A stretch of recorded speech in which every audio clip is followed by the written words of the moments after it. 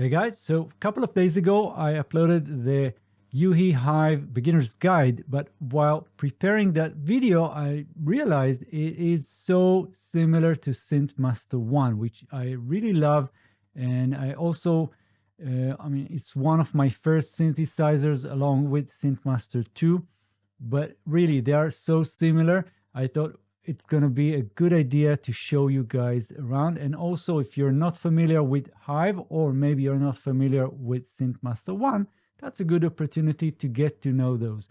So let's get started.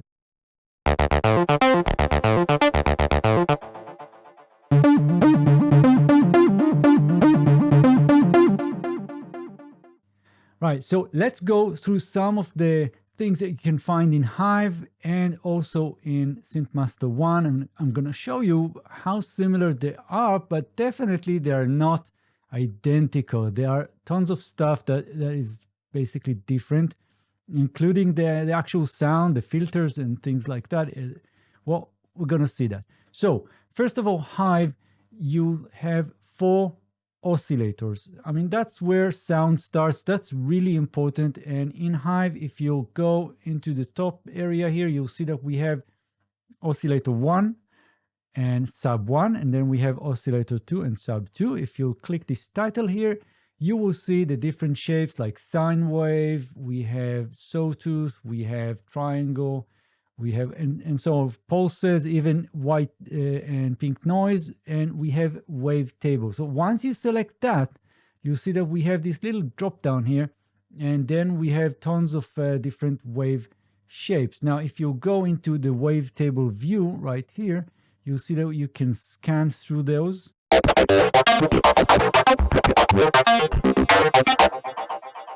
And so that's really cool stuff. Now let's go and just right click here, go into the init. This is how it sounds.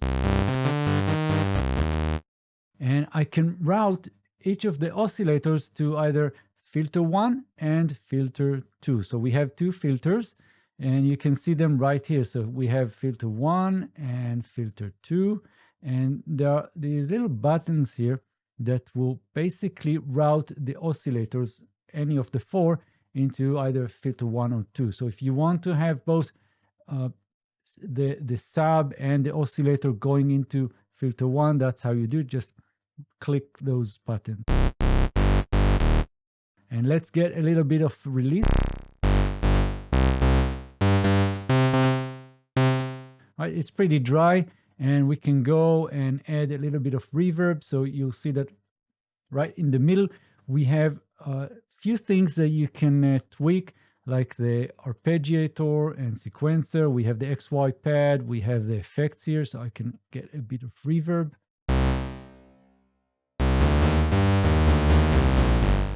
Right, and I can play with the cutoff here. So let's pause here and just have a quick look at SynthMasterOne and identify the same components or the same parts. So in SynthMasterOne, on the top, again, we have oscillator 1, sub 1, oscillator 2, sub 2, very, very similar, right? And if we'll click this area right here, you'll see, while I'm hovering, you'll see the wave table right here. So I'm going to click this, and again, we got a menu with pretty similar shapes, right? So we have the sine wave, we have triangle, square, sawtooth, pulse, and we also have the waveforms, and we have wave tables. And so that's very similar. So I can go and just find something interesting, and we have a lot of different things that we can do here. And one of the basic things that you can do with a wavetable is to browse or change the index or scan through that. And you see that right here on the bottom. So we have this index.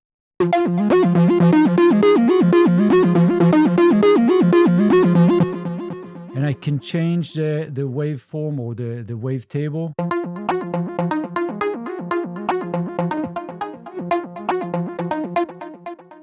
That is pretty cool. So you can see the 3D view of the wavetable, which I really love.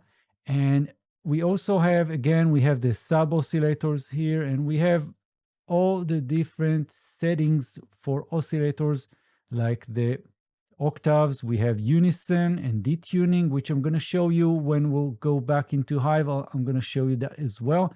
And we have the algorithm here, which I'm not going into. We have the index right here, which is a different location than for the same in Hive. So I'm going to show you that in a moment again. And then we have the filters. So when you're hovering on top of the filter right here, we have the different types. And there's a lot of different types. So there are, I think, a little bit more options here. And we're going to check that. But what you see here is while you're selecting anything, you will see the representation right here. I mean, it just goes away. But if I'm going to play with this cutoff here, you will again see the shape of the filter. Sorry about that. And so that is the filter. And the question is, how do I route anything to anywhere? And you can see those 1 and 2 here. These are the LFOs and mod envelopes and things that I can do modulations with. But I'm going to talk about that later. So now the routing is a bit different. We have this right here. We have the routing, and you can see that we have sub 1 and oscillator 1 going into, well, it depends. So I'm going to click this, and we have split. So now sub 1, oscillator 1 goes into filter 1 and then goes out through the amplifier, and sub 2, oscillator 2 goes into filter 2 and amp 2, and filter 2 is disabled. I can enable it. And we have parallel, where everything is just in parallel, and we also have in series. So that's a bit different and maybe easier to kind of program, and it's really up to you if you feel that that is a plus for SynthMasterOne. I think so. So leave some comments and let me know what you think so far about these two and how similar they are, how different. If you have any opinion, I would love to hear about it. And so these are the basic stuff. Now, I did mention that we have LFO and mod envelope, which is very, very convenient. So many times when we're shaping sounds, we're doing some sound design, we want to have something to modulate the cutoff. So the two usual suspects will be the mod envelope and an LFO. So we have the LFO right here. We have LFO1 and LFO2 on the right side. And then we have the mod envelope 1 and 2 and the amp envelope 1 and 2. So let me jump over to Hive to just point out the same ideas. I'm going into Hive, and here again we see the mod envelope for each of the filters, and it is identical in placement. And also we have the 1 and 2. This is oscillator 1, oscillator 2, and it's the same for the LFO. So how do you use that? And so I'm just going again into the init preset, and let's have a listen. And I'm going to set the transposition. I'm going to transpose it back to 0. So we have the amp envelope. I'm going to have a little bit more release. I'm going to add the sub oscillator to go through the filter. And what I can do, I can just dial the mod envelope to the right and set the cutoff point to somewhere like this. And now you will see that we are opening the filter. That's how it works. Now, if I want to have something that repeats itself, I will use the LFO. So I'm going to go back with the mod envelope and I'm going to set the LFO. And the rate of things will be according to the rate that is set by this LFO right here below.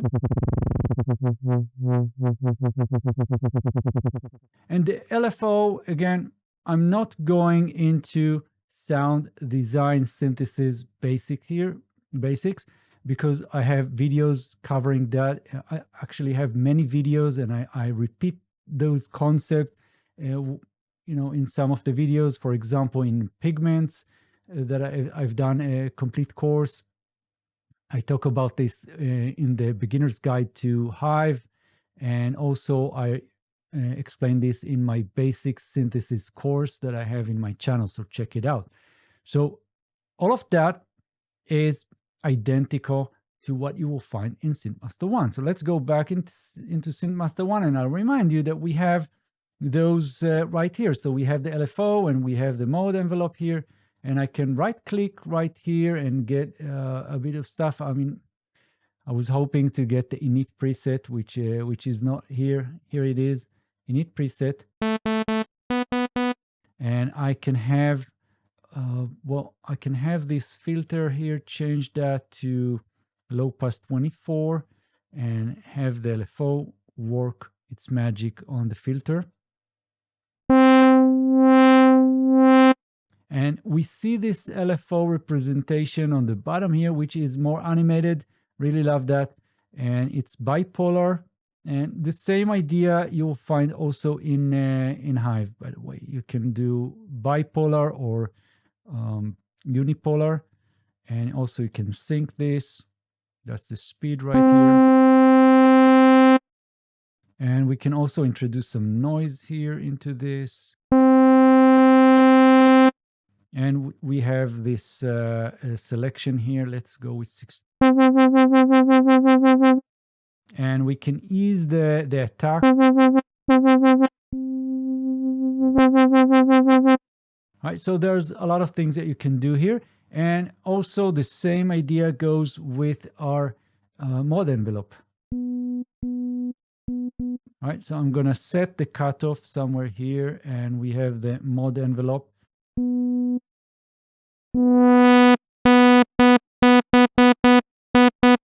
And I can have this open up slower.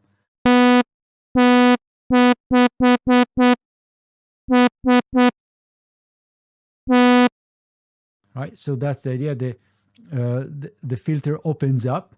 So that's pretty cool. And again, we have the amp envelope, which I'm not going to talk about a lot, but it is right here. So we have 2 amp envelopes.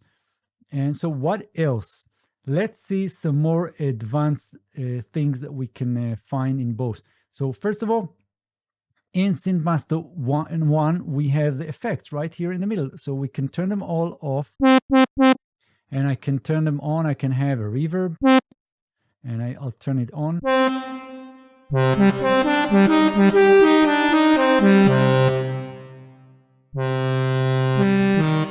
And we can have a delay.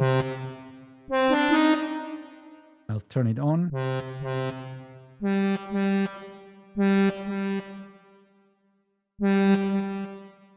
Right, and we have feedback and things like that. But in SynthMaster1, you can right click and get more choices of effects.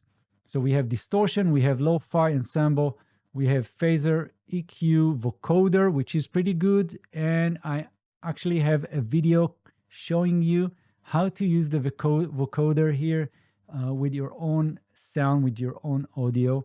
We have delay, chorus, tremolo, reverb, and a compressor. Let's jump to Hive, see what's there. So in Hive, we have the effects. We can turn them all on and off. We have distortion, chorus, reverb, phaser, EQ, compressor, and we can reroute them. I mean, we can rearrange the chain of effects. Can turn on and off, and we have the different settings for each. So that is it. I mean, we don't have other effects.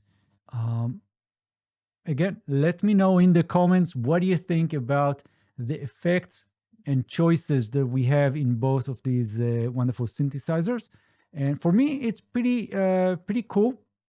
Though I will note that if you're interested in more effects and more choices, check out my pigments tutorials. I have many of them, and you can watch the latest one, which is the Beginner's Guide to Pigments. And there you will find many different types of filters, types of echoes and delays. We have the shimmer effect and things like that. So that's not the topic of this video.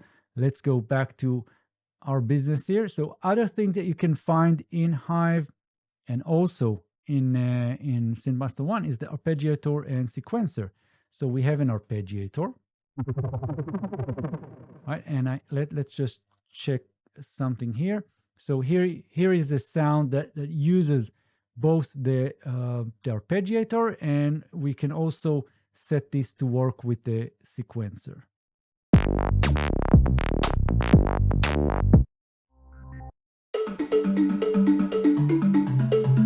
Right, so we have the arpeggiator. You can set the direction up, down, up and down, and so on. And we also have a sequencer.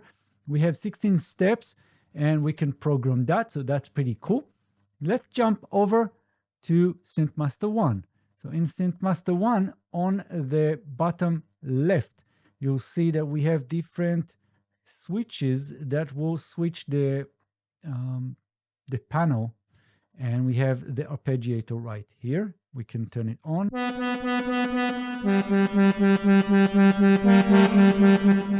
So it's a sequencer arpeggiator.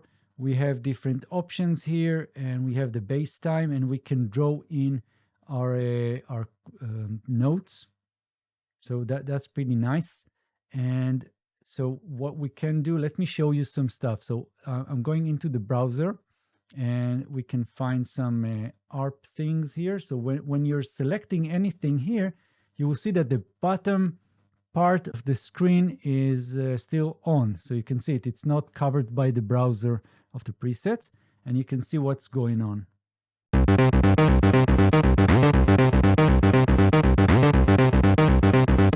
Right, and we have slide, we have hold, we have the notes here, and we can actually browse up and down here. So and we have 16 different slots here, different steps. There are some other things here that you can do, resetting, locking the ARP and things like that. I'm not going there right now. Other things that you can find is the modulation matrix. We have 2 modulation matrix. So overall, we have 12 modulators, 12 assignments that we can use. We have other attributes of the presets here and some settings, which I'm not going into. Let's go back to our synth view and some other things that you can find in SynthMaster One. We have other things right here. So you right click here, you'll get changing the skin, the scale, and things like that. So let's go back to Hive. And in Hive, we have, again, if you just look at the bottom, you'll see that we have the keys. That's what we're looking at right now. We have matrix A and B. And so overall 12. How about that? So again, I think these two are very similar. And I'll admit that they're it looks like intentional, but there are a few things that you can find in Hive that just don't exist in SynthMaster One. And so first of all, we have the ease of modulation. It's really easy. For example, let me show you. I'm going to go back to the init. I'm going to set the cutoff here, and I'm going to show you something real simple. So I can have the LFO, just go and set the LFO for the resonance here, clicking that. So it's really easy to create modulations. And I can have the same idea here with the mode envelope going into the cutoff. And you can see what's happening here.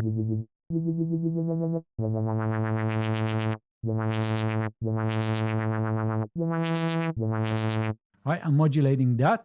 And so I'm not going again to teach you guys how to use the modulations in Hive2, but it's really easy. Everywhere you see this crosshair, where you see that little target, it means that you can click that and use it. For example, we can take the LFO2. Let's get LFO2 and just get that on the panning.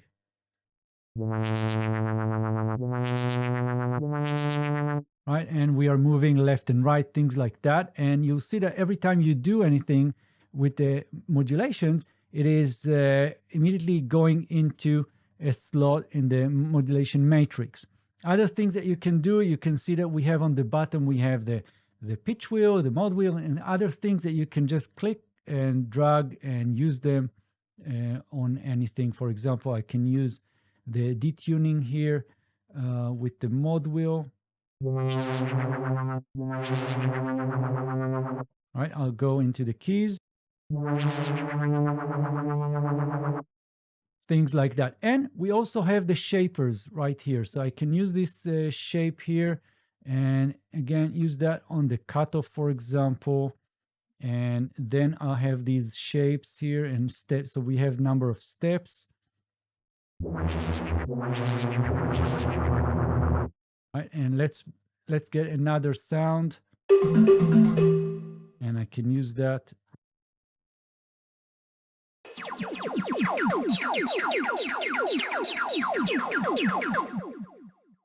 So other than that, obviously there is a lot of difference in the sound. Maybe the filters are different, maybe the wavetables are different, and definitely I feel that Hive2 sounds great. Maybe I'm just excited about a new toy, but SynthMasterOne has been there for me for a long time. I've used it many times, and every time I need something quick and effective, SynthMasterOne is one of my go-to.